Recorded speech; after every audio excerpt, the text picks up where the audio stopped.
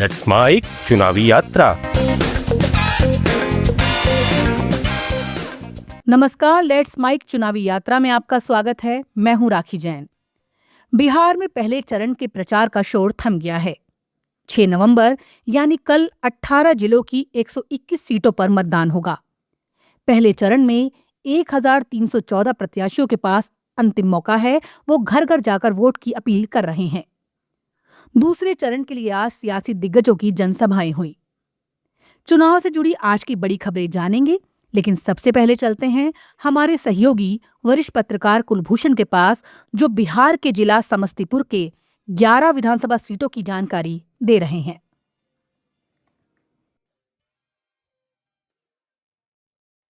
नमस्कार, बिहार विधानसभा चुनाव की यात्रा में आपका स्वागत है। मैं हूं कुलभूषण।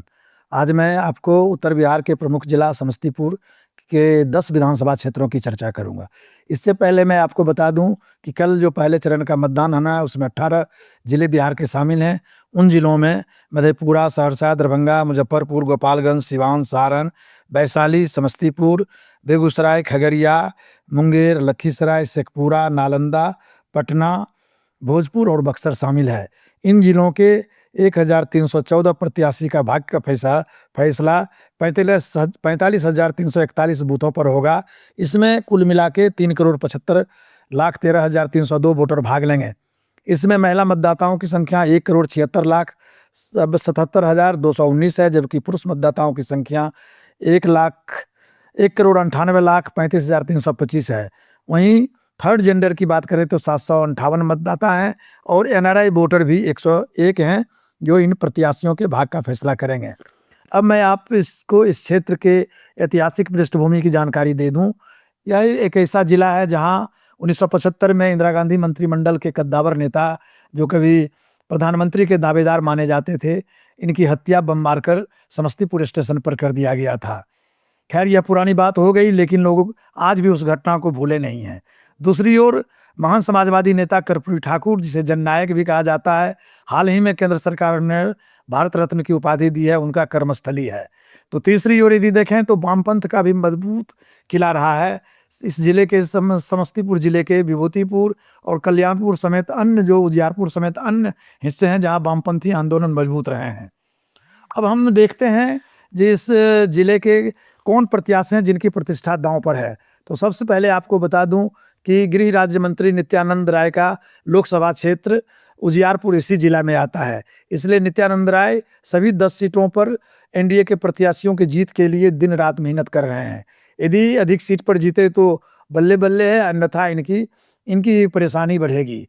वहीं दूसरी ओर देखें तो बिहार सरकार में महत्वपूर्ण नेता विजय कुमार चौधरी हैं, जो नीतीश कुमार के नज़दीकी नेता माने जाते हैं। वो सरायरंजन से चुनाव लड़ रहे हैं, उन्हें राजद से टक्कर लेना पड़ रहा है।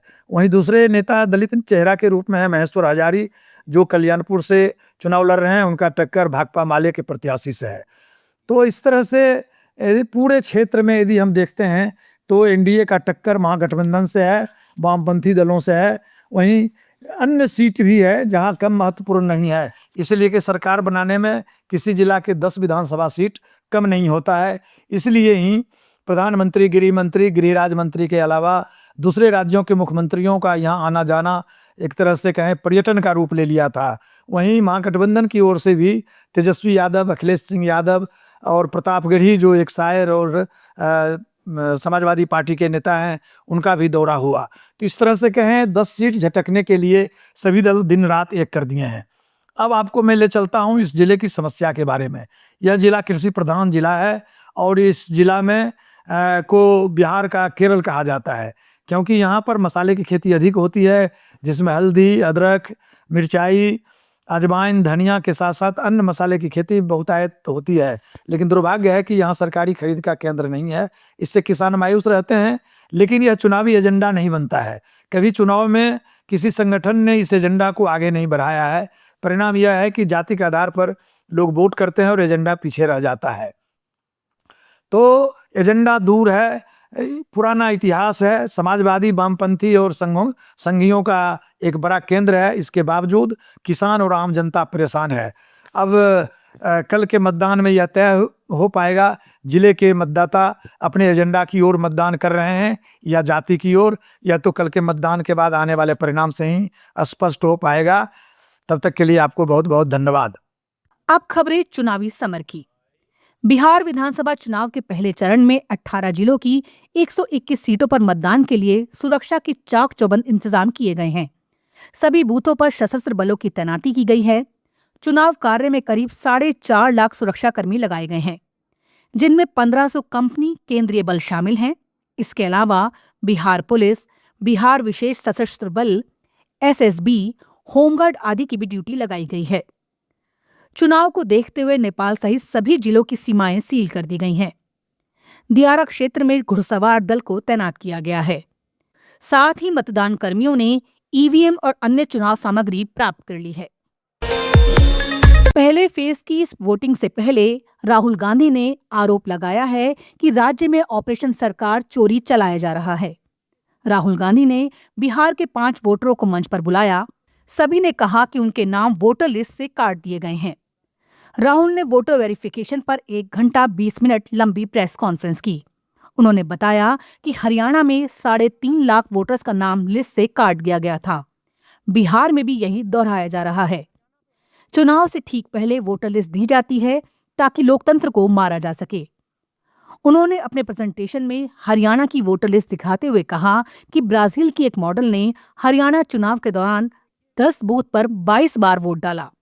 इस तरह हरियाणा विधानसभा चुनाव 2024 में 25 लाख वोटों की चोरी हुई।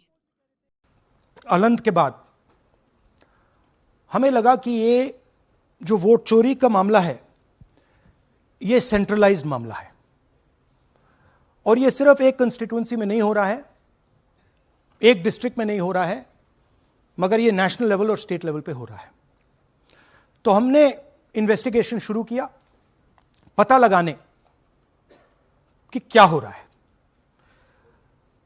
हरियाणा पे हमने फोकस किया क्योंकि एग्जिट पोल्स दिखा रहे थे कि कांग्रेस पार्टी हरियाणा को स्वीप कर रही है।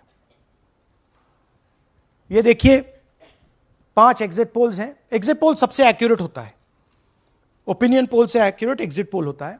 ओपिनियन पोल्स भी कह रहे थे कांग्रेस स्वीप करेगी, एग्जिट पोल्स भी कह रहे थे, हमारा डेटा कह रहा था, हमारी पार्टी कह रही थी, बीजेपी के लोग भी हमें बता रहे थे कि देखिए आप इस बार हरियाणा में सरकार बना रहे हो।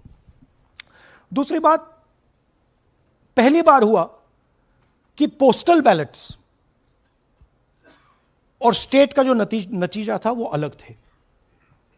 कांग्रेस पोस्टल बैलेट्स को स्वीप करती है, ओपिनियन पोल्स में आगे, एग्जिट पोल्स में आगे, और फिर नतीजा बिल्कुल दूसरा आता है।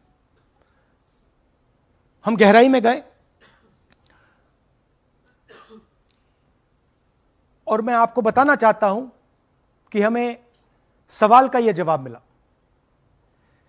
कि एक ऑपरेशन सरकार चोरी लागू किया गया, एक प्लान जिससे कांग्रेस की जो विक्ट्री थी, लैंडस्लाइड जो विक्ट्री होनी थी, वो लॉस में, हार में बदली जाए।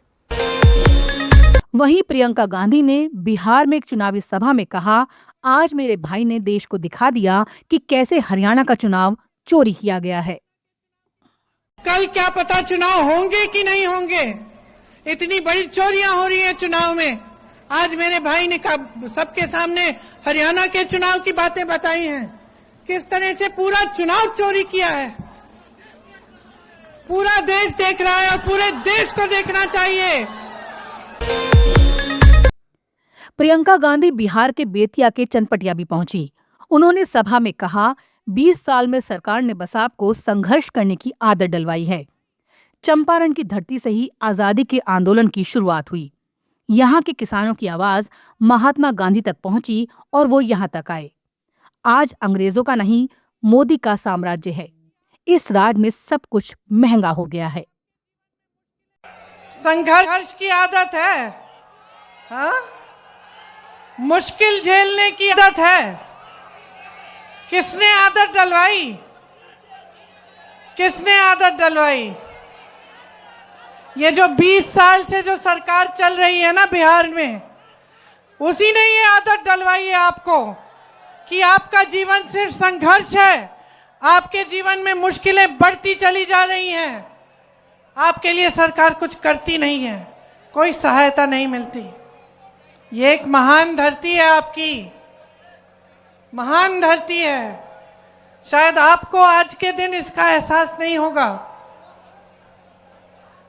लेकिन हमें एहसास है कि ये जो धरती है, यहीं से हमारी आजादी की लड़ाई शुरू हुई। यही चंपारण की धरती, और इसकी महानता ये है कि आपके पूर्वज जो किसान थे, उन्होंने महात्मा गांधी को प्रेरित किया कि यहां आओ और यहां से एक आंदोलन शुरू करो और इस साम्राज्य को शिकस्त दो।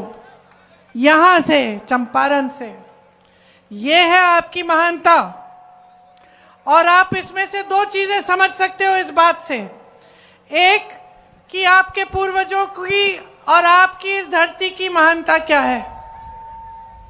सोच लो, उस समय फोन नहीं था, उस समय गाड़ी से नहीं आते थे लोग, उस समय यहां पहुंचना मुश्किल था, यहां की बात वहां तक पहुंचनी मुश्किल थी।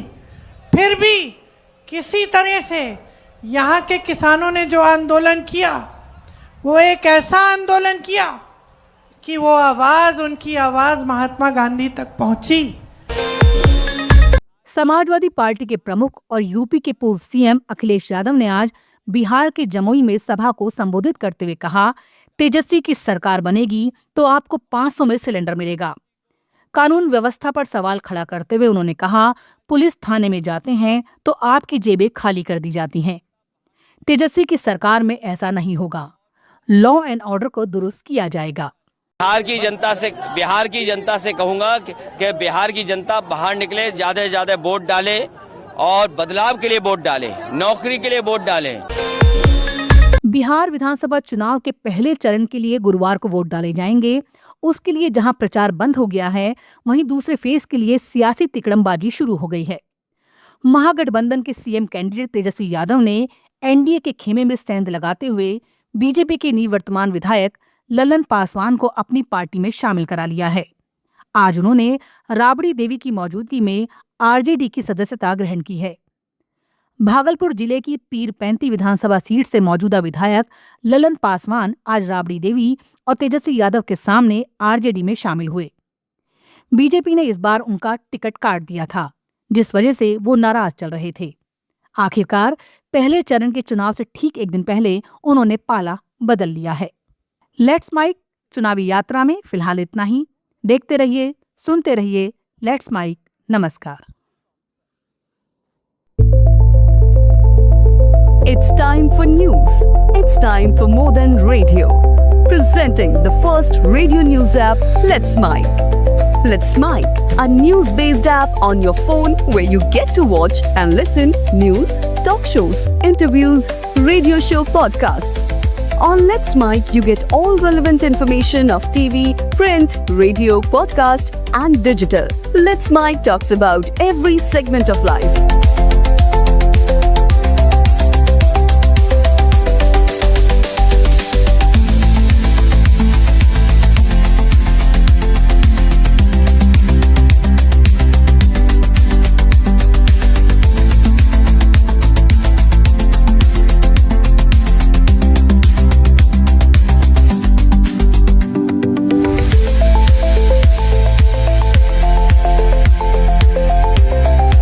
Download the app now from Play Store. Available both on Android and iOS mobile phones. Follow us on YouTube, Instagram, Twitter, LinkedIn, Facebook, Telegram, WhatsApp, Snapchat. Let's talk, let's connect, and let's mic. It's time for news. It's time for more than radio. Presenting the first radio news app, Let's Mic. Let's Mic, a news-based app on your phone where you get to watch and listen news, talk shows, interviews, radio show podcasts. On Let's Mic, you get all relevant information of TV, print, radio, podcast, and digital. Let's Mic talks about every segment of life.